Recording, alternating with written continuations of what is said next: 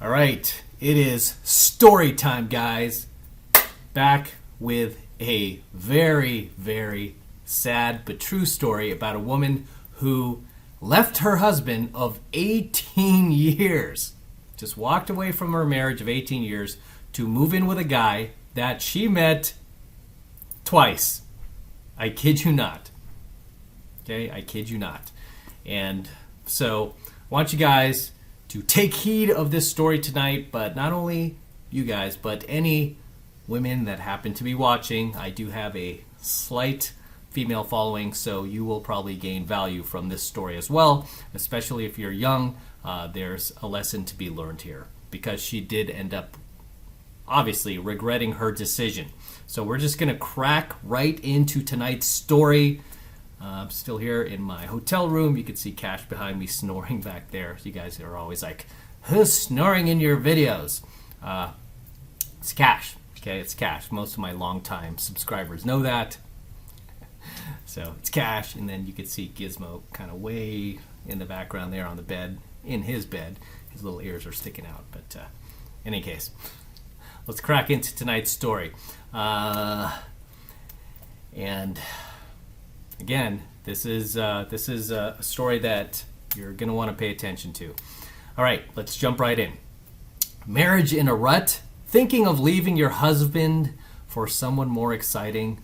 This woman did, and she lived to regret it. Stories by Charlotte Corey. While many married people occasionally daydream about running off with an exciting stranger, I followed through on that fantasy when I left my marriage of 18 years for a man that I had met just twice. Twice. Man, it's like, man, does your marriage mean anything to you? Jeez. But anyone thinking about leaving their spouse should heed my cautionary tale. In fact, if I had known how horrible the consequences would be, I might never have done it. I met my husband in my late 20s when I was working as a freelance artist and designed a cover for a book he had written about gambling. He was a Manchester businessman with hundreds of irons in different professional fires. He was also 12 years my senior and full of life. So this guy was 12 years older than her. Okay, so already she's making the right moves. She's doing the right thing. She's doing what I teach women who follow my stuff, right?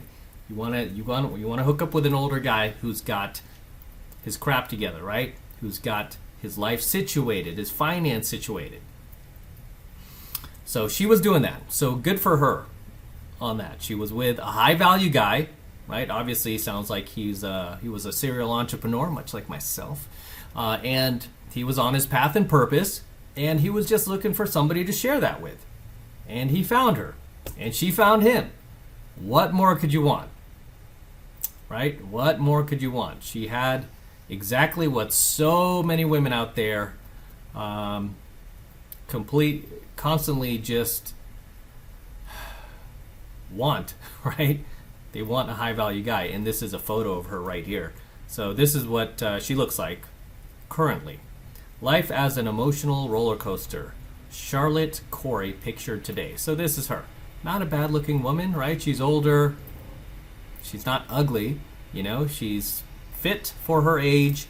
And she had a high value guy who obviously was 12 years her senior, who could easily get much younger women. But he decided to go and marry her.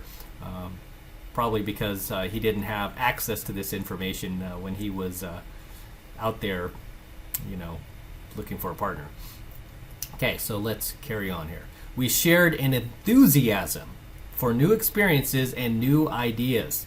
And I felt that in him I had a free spirit. Again, another plus. What more can you ask for? The guy's not possessive. He's not beating you. He's not, he's probably treating her really well. But then again, that was likely his downfall, right? Giving her everything she wanted and more. And most likely providing her with a nice shelter, right? Obviously, this guy is kicking ass and is doing well financially. Malcolm, that's the guy's name, proposed on my 31st birthday in September 1987. Whew, that was a long time ago. And we married the following April. So she was 31 when he proposed to her. This guy, if he was 12 years older than her, that means he was around 43 years old. He could have easily got himself a 19-year-old or a 20-year-old. Right? Much like my girlfriend right now. 20, just turned 20. And we just celebrated her birthday, as a matter of fact. And we're actually here in Vegas together, matter of fact. Right? But this guy was 43, could have got someone who much younger, but he settled for her. Obviously in 1987. There was no YouTube. He didn't have access to this type of information, so it's hard to fault the guy. Okay, I understand. And she was probably still pretty attractive back when she was 31 years old. The wedding was very romantic. We drove to Gretna Green with a couple of friends, then threw a big dinner party in a country house hotel. It was wonderful, and I thought we'd stay together forever. At that age, you have no idea how much you're going to change. At that age, 31 years old, lady. 31 years old. You don't know how much you're going to change? She's talking like she's 15. This is just ludicrous, man. I just mentioned my girl is 20 years old. She knows exactly what she wants to do with her life, and she's had the same goals since she was like 8 years old, and they haven't changed. And she was even telling her old classmates back in 8th grade she wanted, when she got old enough, she'd rather date an older man, which she did, right? She is. But the fact that this woman is trying to say she doesn't know herself at 31 years old, guess what? You're never going to know yourself. Okay, if you don't know yourself at 31, give me a break. Especially back in the 80s, right? Back in the 80s, people who are younger were a lot more mature, right? They were moving out when they were 18 out of their parents' house. They were getting jobs. They were entering the military. They were just, they were taking care of their stuff. Whereas today, most people who are in their 30s are still living at home, still living with mommy and daddy, and still bumming money off mommy and daddy. So back in the 80s, the fact that she's saying that she didn't know who she was, she must have been super, super immature. I will tell you that right now. That's what I could draw from her personality just from that statement alone. Okay, and this is why I teach you guys this stuff. I want you to be able to see what I see like that with these women so you can avoid them and you don't fall into their traps and you don't end up like poor Malcolm here, married to this woman for 18 years, and then she gets up and leaves you for a guy she just met twice. That's what we call shiny object syndrome. And you know what? Shiny object syndrome is a symptom of immaturity. Okay? Just immaturity. All right. Let's move on with her story. Materialistically, I guess she's saying, okay? Materialistically, we were very comfortable. Well, of course you were. He had clearly had some money, right? If he's got multiple businesses. As well as, oh, what happened? Okay, got knocked off for a second. As well as owning a sprawling Victorian mansion in Cheshire, set in 4 acres of land. We also had a studio flat in London. This guy had a Victorian mansion. Okay? He had a mansion, which is basically a castle back in the medieval days. Dude had a mansion that she just moved into. Do you think she was paying any rent there? Nope. Do you think she was helping with any bills, the electricity, gas? Nope. He was taking care of all this. She had everything and more. She had the princess fantasy, guys. We didn't have children because there was a possibility I was carrying a genetic disorder. By the time I found out I wasn't, I was 40 years old, and it was too late for us to start trying for a family. This almost sounds like she was kind of scamming him here. Like, you didn't know that you didn't have this genetic disorder, so you were telling him what? Don't impregnate me, don't yak inside of me, because I don't want to get pregnant. This kid might end up having some genetic disorder. Then she turns 40, and then she's like, oh, too late. No, guess what? Guess what, Malcolm? No genetic disorder. Oh, just poof, I just found out today after 40 years. Yeah, this chick is lying. I don't buy it. Okay, Malcolm was happy with not having children, but it became an issue for me. Okay, you didn't even want to have kids anyway. I realized that we had changed and we didn't have the joint interest of children to bind us together.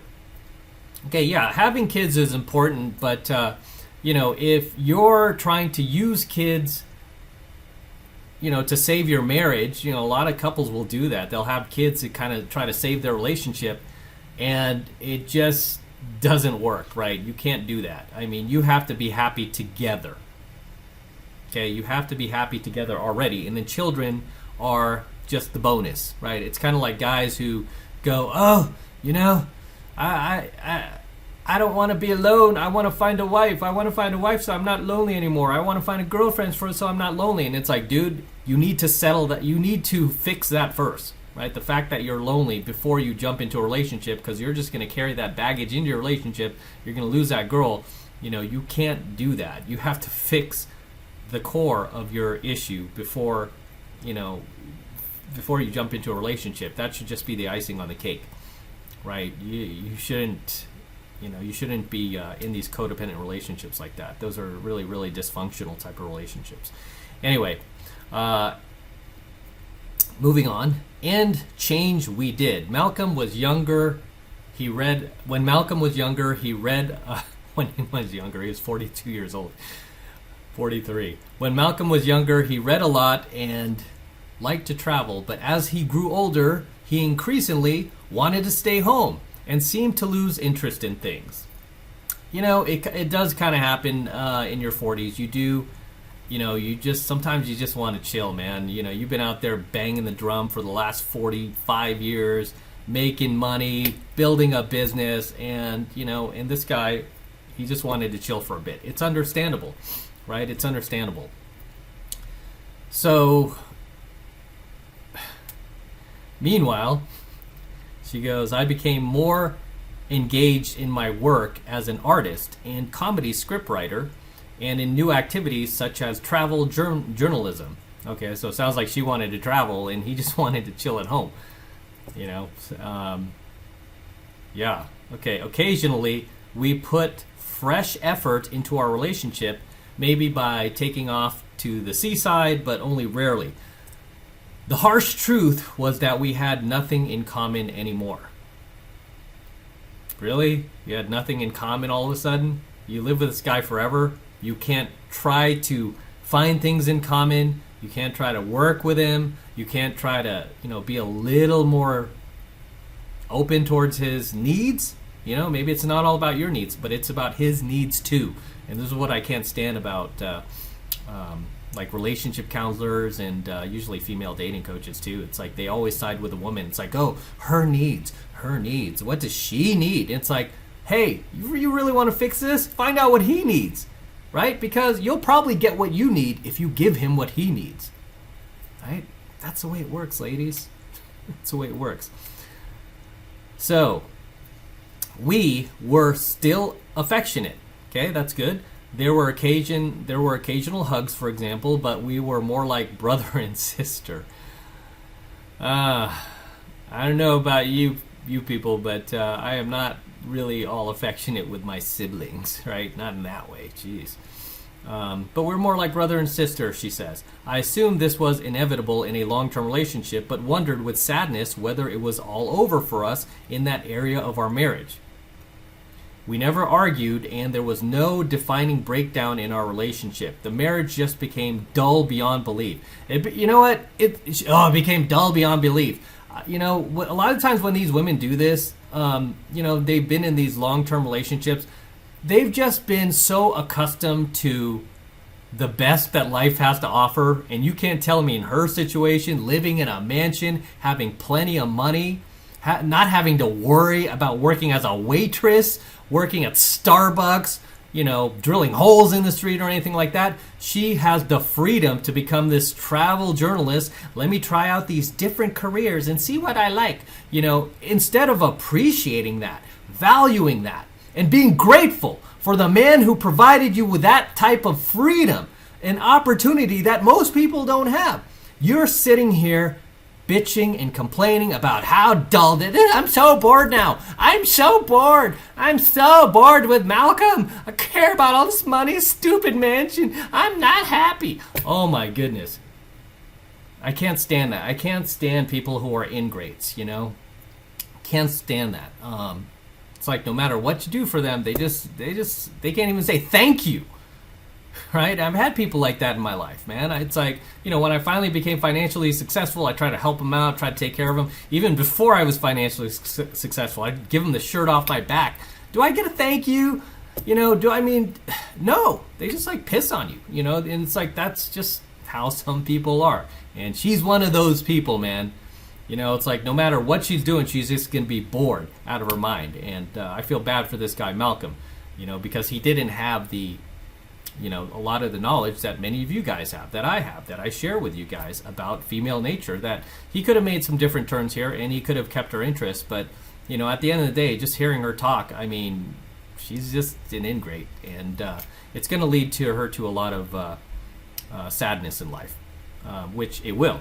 Stay tuned as we read along in this article, because she is going to get her comeuppance, as many people like this often do, who screw over their partner who was generally a good man to them. Okay. When we first met, Malcolm's money-making schemes interested me. But after time, I felt, rightly or wrongly, that his only focus was the money. Any scheme would do. You know, and this is what I can't stand. I mean, she has like that mentality. Now she's like, oh, he's all about money, and it's, you know, and he doesn't care about me, and it's like, he's an entrepreneur, right? He's providing, right? It's like when she first met him, that's when she was interested in him, but now she's grown tired of it. She's grown bored of it. Why? Because they have so much, you know, financial resources now. She's bored with it, right? But again, it goes back to appreciating what you have. Appreciating what you have and not always obsessing over what you don't have. And that is a mistake that I see a lot of people make, right? Especially a lot of people who are not financially successful yet.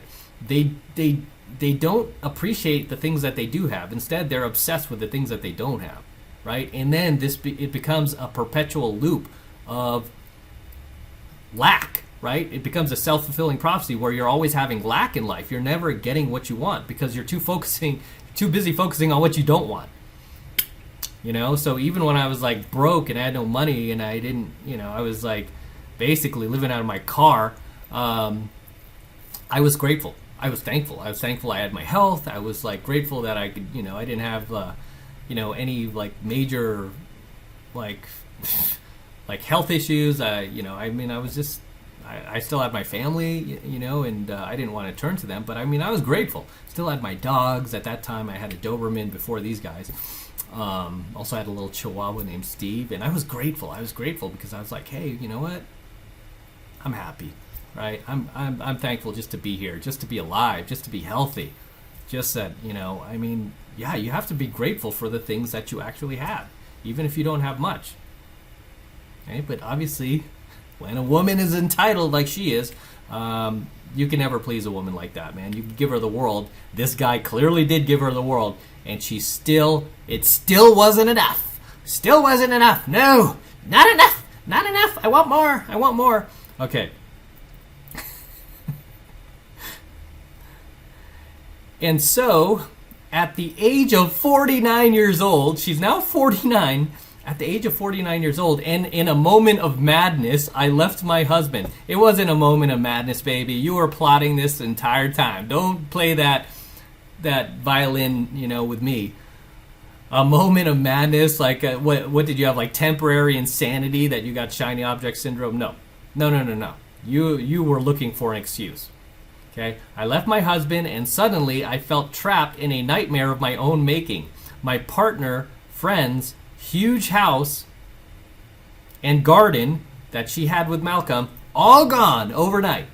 Her friends, mansion, garden that she loved to just like plant flowers and plant trees and plant seeds in, all gone. And in no time at all, after I'd left Malcolm, my husband, that I was in. Oh, This is good. And in no time at all after I'd left Malcolm, he was now in a relationship with an 18-year-old girl. Boom! Boom! Man, I need to fist bump Malcolm. Can we just fist bump Malcolm? Can we all get like a spiritual fist bump for Malcolm over here? He left, or she dumps this guy at 49 years old, which means he's now 61? This guy's 61 years old. Gets into a relationship with an 18-year-old girl after she leaves him. Now that's what I call moving on. That's what I call moving on, fellas. That's how you do it. That's how you do it. Yeah. Good for him. I would say he must have found the 33 Secrets, but it probably wasn't around at that time. My part... This is just too good. All right, didn't I tell you everybody gets their comeuppance who like throw negativity out in the world like she did? They get their comeuppance, guys. Don't worry about it. Karma will strike.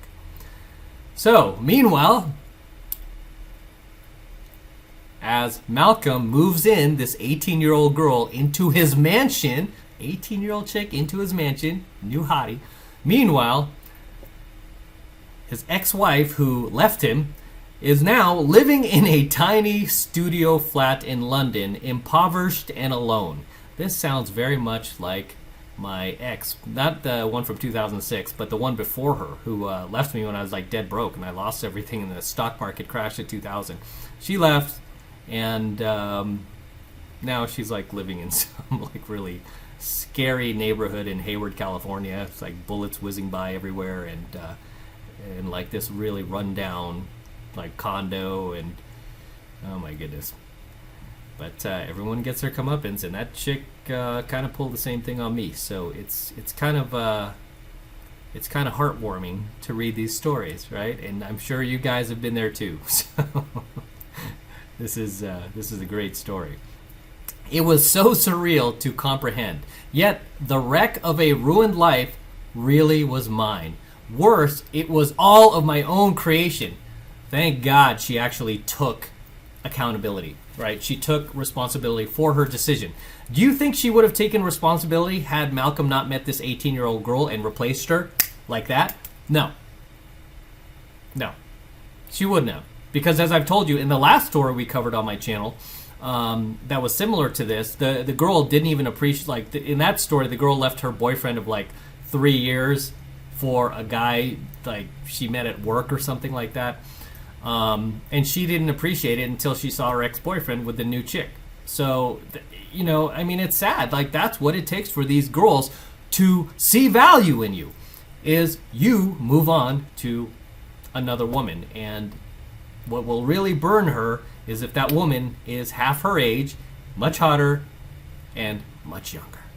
It will burn, I mean, it will like burn a hole in her, as it did with this woman. So, I was still with Malcolm and contemplating the approach of my 50th birthday when I met David, a widower in his 50s, on a train to London in 2005.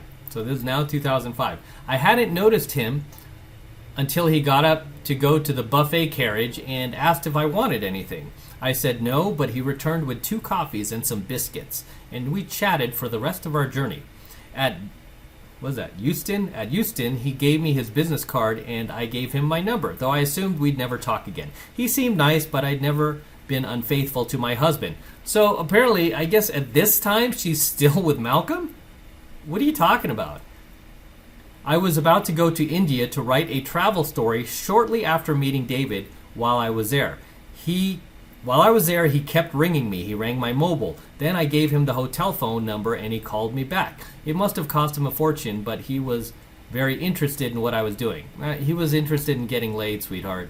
He knows you're fresh out of this relationship, and he knows that, I mean, what have I told you guys, right? These girls, the easiest girls to lay out there, the easiest girls to hook up with are girls who are fresh out of relationships, who are looking to rebound, right? Who are looking to rebound. And usually that's how you can spot chicks who are damaged goods. That's how you can spot women who are damaged goods. They bounce from one relationship to another.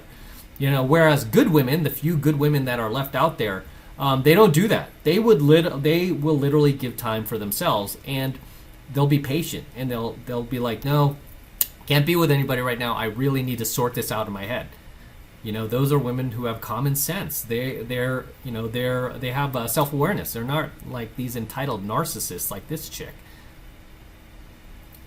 So, okay, this is a photo of her now. This is with the third guy, I guess, after David. So I guess she hopped on the carousel for a bit until she met this charmer over here named Kevin, which we will get to in a second. But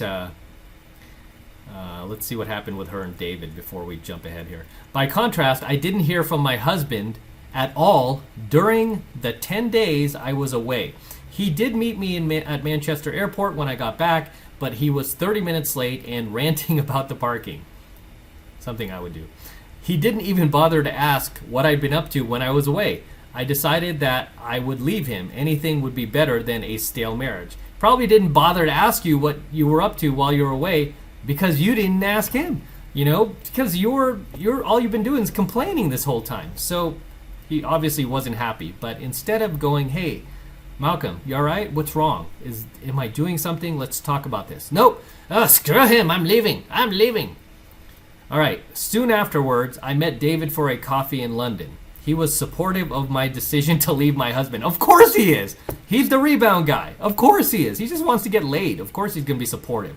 And the truth was that I was emotionally vulnerable at that point.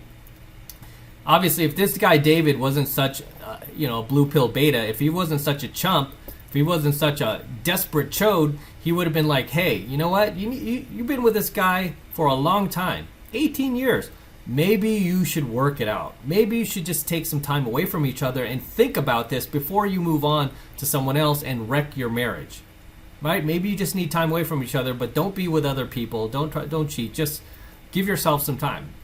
If he wanted to be a good guy, right? And I've given that advice to a number of women that I could have slept with that were just jumping out of like a long-term relation, an LTR, and they were basically engaged. And I said, sounds like you got a good guy and you should work it out with him. I said, I don't want to be the shiny object syndrome that you're going to be disappointed with later because I can't give you what he's giving you, which is basically a stable life where he comes home at night. He's not out there doing pickup and game. He's not like traveling to Vegas left and right doing casino floor game. You don't want that, honey. I'm like, you don't want that. Sounds exciting, but you're with a good guy. So I try to give him good advice.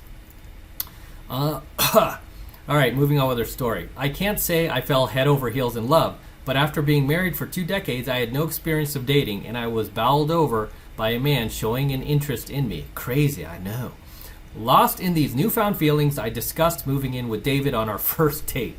I can't remember who broached the idea, but we met one more time, and I decided I had to give it a try. I couldn't ignore my feelings, and meeting David had made me see that my marriage was dead. I needed to leave, even if it was a mistake. In September 2005, in a burst of spontaneous stupidity and without consulting any of my friends or family, I left my husband of 18 years for a man that I had met exactly twice. 2 times. She met this guy. I made no preparations and took few belongings. While Malcolm was out one morning, I simply packed a bag, left the house keys with a long letter explaining that I'd left him for another man, traveled to London from Manchester where I had been living, and moved into David's flat. What kind of letters? I mean, how many of these guys have gotten that Dear John letter where she's just leaving you for another guy? Does not feel good, man. Does not feel good, right? And I think this is kind of documented in this song by Huey Lewis called The Power of Love. Remember that song from Back to the Future? Funny I mentioned Back to the Future. I have a DeLorean, right? And that song plays a lot at these, like a lot of the DeLorean owners. It's like the theme song for that car. But if you listen to the lyrics, it talks about the power of love is a serious thing, makes one man weep while it makes another man sing. That's the opening lyric to that song. The power of love is a serious thing, makes one man weep while another man sing. It's about situations like this, right? It's about situations like this where a chick is hypergamous. I made no preparations and took few belongings. Okay, so she told her husband she's moving in with this guy. For the first 48 hours, I was high on adrenaline. Of course you are, right? You're in the honeymoon stage. We talk about this repeatedly on this channel. How these chicks totally just fall for that honeymoon stage BS, and they will just like up and leave a guy they've been with for decades for some new dude that they barely know. I loved feeling passion for the first time in decades and was girlishly excited about this new chapter in life. I bet you were. But my joy was short-lived, of course, as most rebounds go. It's very short-lived. Within days, I started wondering whether David and I were right for each other because we weren't getting along as well as I imagined. Ooh, who knew that? Surprise, surprise. I found David bad-tempered and rather dull. By the end of the first week, I knew I'd been incredibly stupid to give everything up for a man I barely knew. This is a 50-year-old woman, guys. This is a 50-year-old woman making this dumb mistake. Right? 50 years old. He talked all the time about his late wife, and I realized that life with him would be lived in the shadow of a dead woman.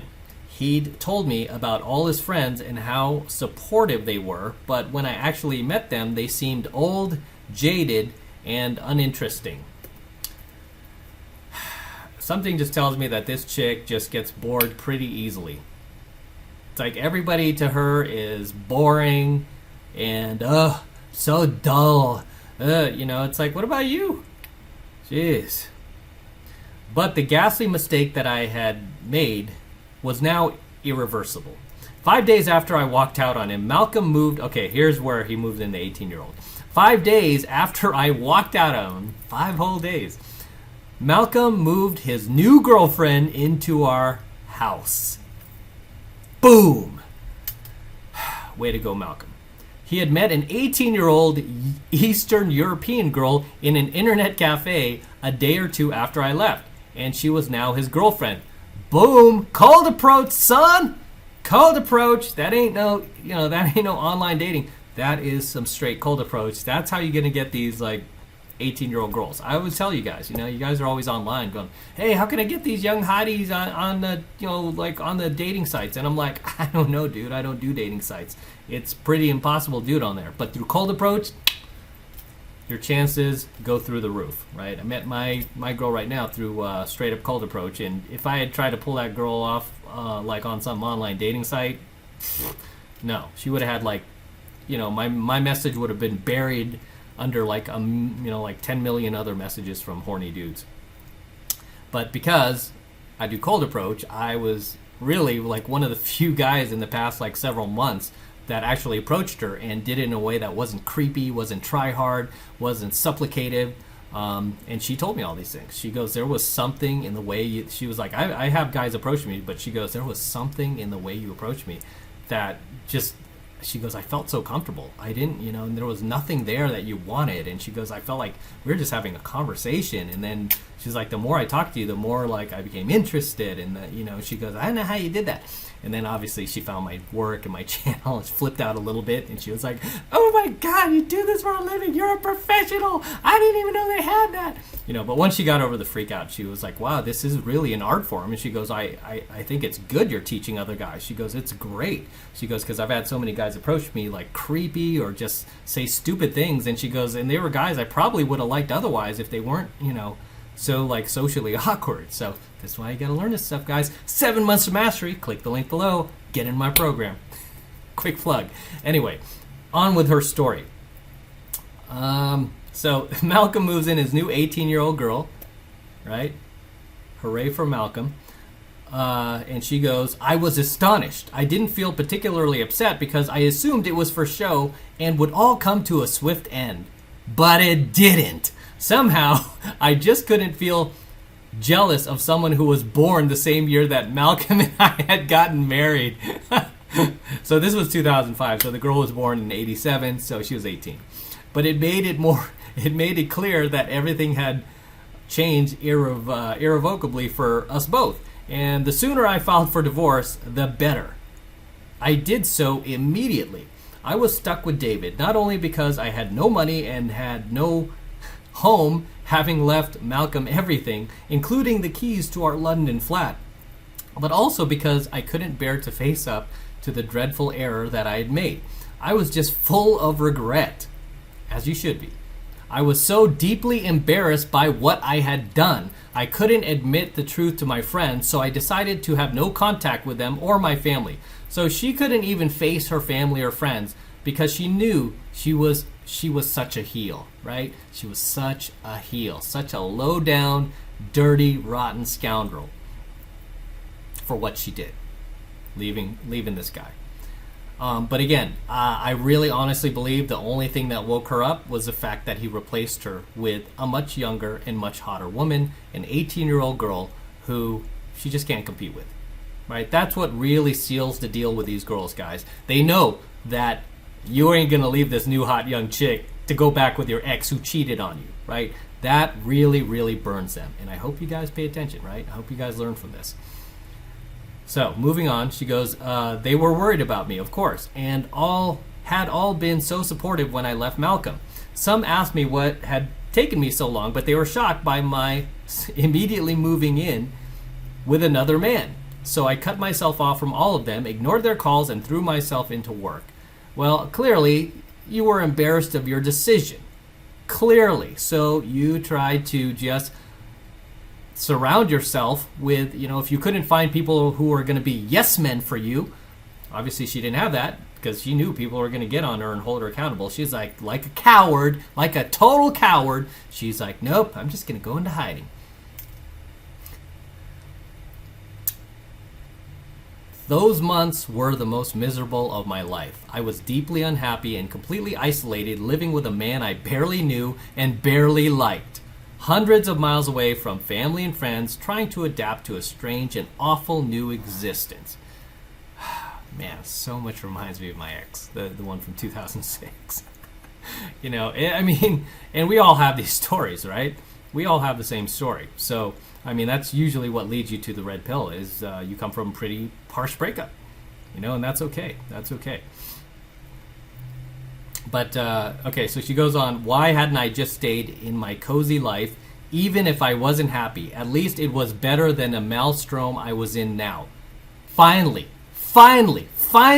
she appreciates what she once had. Why? Because she didn't move on to something better, right?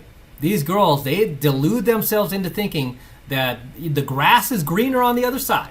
Grass is greener. And then they jump ship, and then they find out very quickly that it's not. Okay? And in her situation, she realized, this sucks, right? This sucks. What did I do? Why didn't I just try to find a way to make myself happy? Eventually, 6 months later, my divorce came to court after being delayed by my 62-year-old husband breaking his leg and arm while ice skating with his teenage girlfriend. Her 62-year-old husband broke his leg and arm because he was probably trying to impress his 18-year-old girlfriend. That is just priceless, right? That's priceless. The judge awarded me our flat in London. Okay, at least you got that. You shouldn't even got that. And I moved into it the following day after finding the courage to leave David. So she left the other dude, moves into her ex-husband's flat. He was furious that I decided to go. David was, not Malcolm. This new guy, the rebound dude.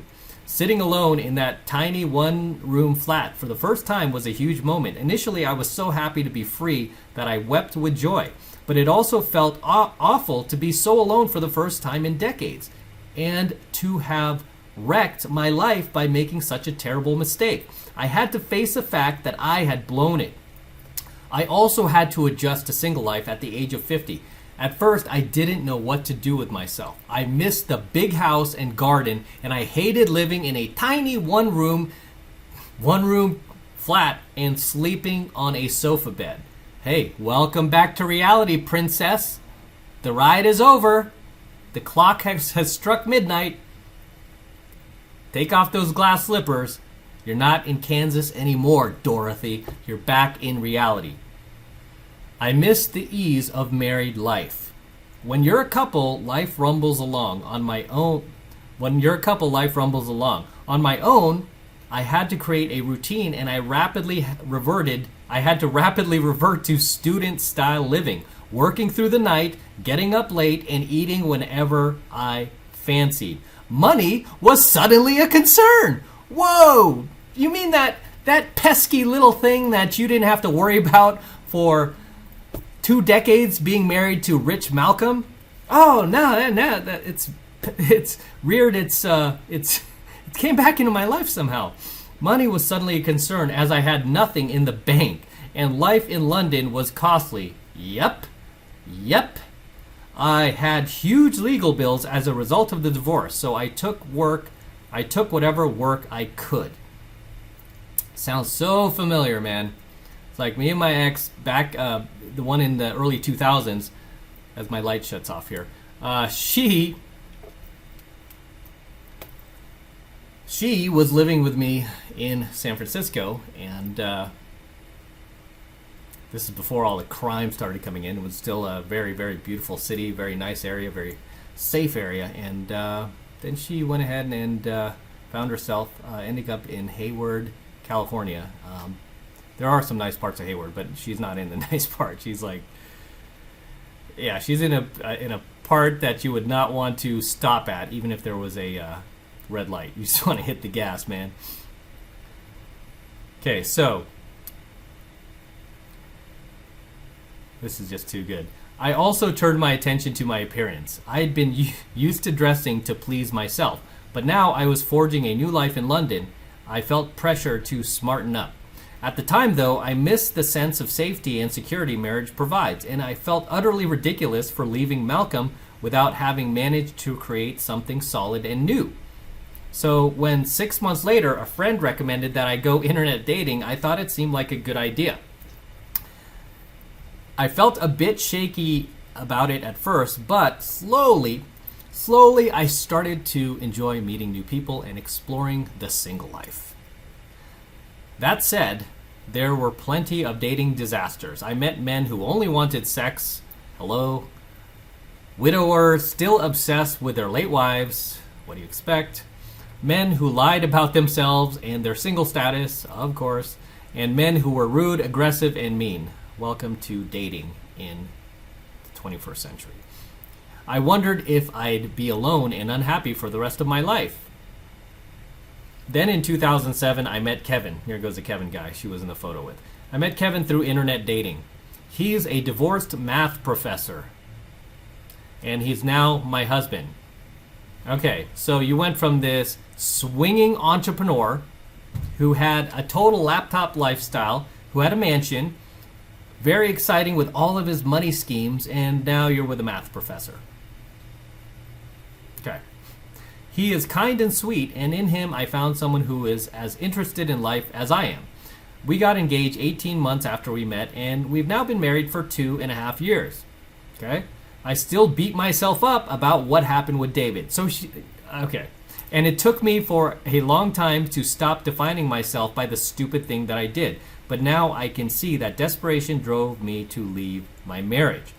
When I wrote a play about my experiences, I received an avalanche of letters from men and women in similar situations, which is why I started an over 50 dating site. Started our own 50s dating site? Go figure. Starting again, especially in middle age, is a terrifying experience, but it is not impossible. This is why, girls, you do not want to take advice from 50-year-old women who've made this mistake. They're just going to lead you down the same path, right? I'm not advocating that everyone else takes the huge leap into the unknown that I did, but by abandoning their spouse in search of a new beginning, it certainly wasn't the easy solution that I thought it would be. But I feel incredibly lucky that in my case, the risk seems to have paid off. And with that last sentence, we now see that she has entered the stage of coping. Because if she could have her life back with Malcolm and dump this math professor and Malcolm took her back, don't think for a second she wouldn't jump on that in a heartbeat, and she would just appreciate Malcolm to no end. I mean, she would just be a different woman with him, at least for a little while. And she would appreciate what she gave up, right? But this is a true story, and this is a story that that a lot of women out there should definitely take heed of and learn from, and not follow in her footsteps. Okay, the worst thing you do is follow in her footsteps and end up on her dumb 50s dating site, because you should not be dating in your 50s. You should be you should be single. You should be settled if you're a female, right? If you're a female, and I've said it a number of times. Dating is designed to work for men after the age of 30, but for women, it's only designed to work for you until the age of 30, right? And with that said, I'm going to wrap up here. Until next time, this is M from the 33 Secrets. Do not forget to smash that like button right now. Do it now. More importantly, guys, make sure that you hit that notification bell as well so that you're notified whenever I upload a brand new coaching video to my YouTube channel, but also whenever I go live. A lot of you guys have been like, hey, Em, I don't know when you go live. And then I found out the next day you were live and I missed the whole thing. This is why you gotta make sure you hit that notification bell as well for the 33 Secrets, so you are notified whenever I do a live stream. And I tend to do these live streams just on the fly, whenever I feel like it. Okay, those tend to be the best ones. And on those live streams, you can ask me questions. And I answer a lot of guys' questions for free. So you wanna make sure you hit that notification bell as well. That way you're notified whenever I do a live stream and whenever I upload a brand new coaching video here to my channel. Okay, so make sure you like, comment, and subscribe. And for all of you guys who want to support my work and all of this red pill, gold pill, platinum pill content that I'm teaching you even further, the best way to do that is by jumping into my monthly online coaching program, 7 Months to Mastery, where I'm teaching guys just like you how to go out there and approach and close the youngest, hottest, and most beautiful looking women on the planet. I'm talking about 8s, 9s, and 10s, the same exact type of women that myself and all of my coaching students all around the world are constantly and consistently cold approaching and cold closing every single day, every single week, and every single month all over the world. I kid you not.